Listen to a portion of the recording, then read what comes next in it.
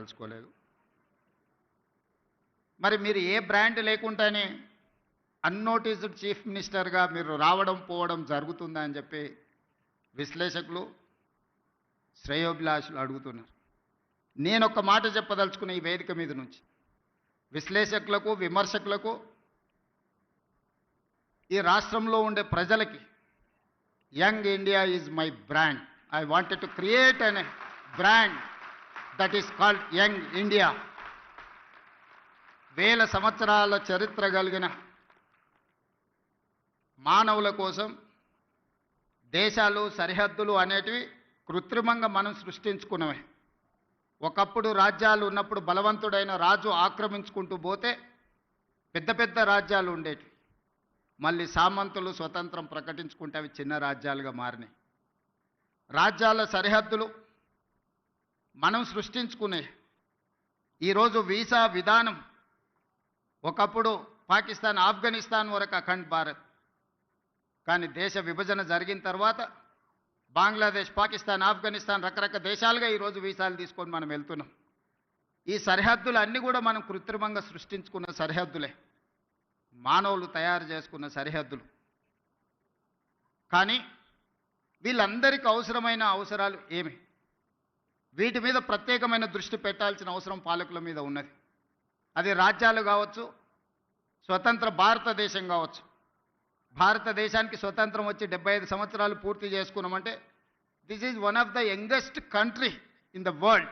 స్వతంత్ర భారతదేశంగా 75 సంవత్సరాలు అనేది చాలా చిన్నది.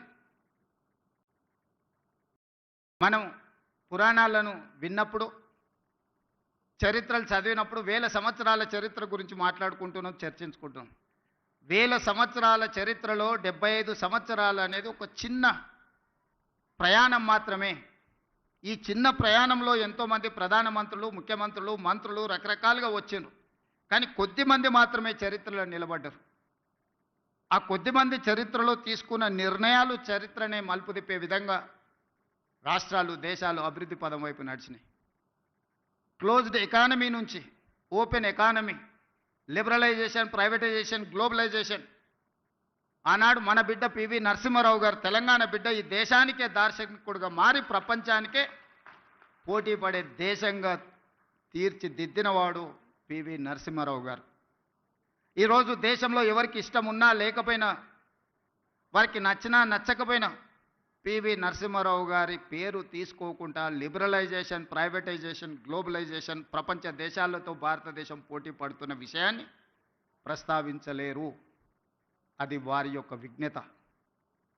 ఈ పరిణామ క్రమంలో ఈరోజు ఇక్కడ ఉన్న ఐఏఎస్, ఐపీఎస్ అధికారులతో పాటు ఇక్కడికి వచ్చిన అందరినీ నా సూటి ప్రశ్న, మన భవిష్యత్ తరాలకు ఏం అవసరం ఉందో ఆ ప్రణాళికలు సిద్ధం చేయడమే పాలకులుగా మా మీద ఉన్న బాధ్యత. ప్రజలు మాకు ఇచ్చిన అధికారం మీ మీద పెత్తనం చెలాయించడానికి కాదు. ప్రజలు ఇచ్చిన అధికారం ప్రజలకు ఉపయోగపడాలి. ప్రజల శ్రేయస్సు కోసం మేము విధి విధానాలను సృష్టించాలి. ఆ విధి విధానాలు భవిష్యత్ తరాలకు ఉపయోగపడాలన్న ఆలోచనే మా ప్రభుత్వం యొక్క ఆలోచన, ప్రజాపాలన యొక్క విధానం అని చెప్పి నేను ఈ సందర్భంగా చెప్పదలుచుకున్నాను. అందుకే ఈరోజు ఒక్కొక్కరికి ఒక బ్రాండ్ ఉంది అనేదైతే అంటున్నారు, ఈరోజు నా బ్రాండ్ యంగ్ ఇండియా.